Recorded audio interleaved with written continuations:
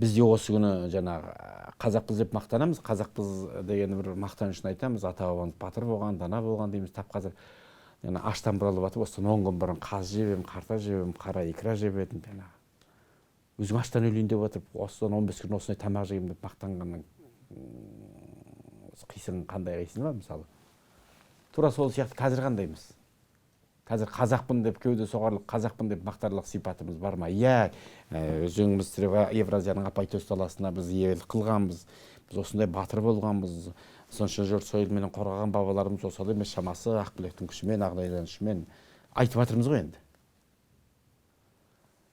Жалпы қазақпын деген сөз жауапкершілік үшін айтылса керек. Қазақпын ғой, кең болуым керек, тархан болуым керек. Ұлтыма сөз келтірмеуім керек. Қазақ дейтін атты былғамауым керек. Қазақтар осындай сөз айтқызбауым керек.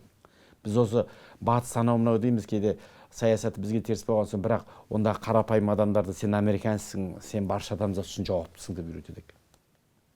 Сондықтан Американың қаласында көлігің бұзылып тұрса, адасып кетсең, сырқаттанып тұрсаң, көрген адам жетіп келіп жағдайыңды сұрап көмектесіп жүруге тырысады дейді. Өйткені оларда американец деген жауапкершілік бар екен. Бізде бар ма сол жауапкершілік? Мені көріп қазақ жаман деп қоймасын деген пиғыл бар ма бізде? Осы пиғылды біз туғыламыз ба осы нәрсені деймін. Қазақпын деген құрмақтан үшін айтатынымыз өтірік емес. Немесе жауапкершіліктен жалтару үшін айтасың, біз кешсек қазақпыз ғой дейді. Дарақлансақ қазақпыз ғой дейді. Абайша айтқанда, жаңағы мақтаның қайда қалды сонда?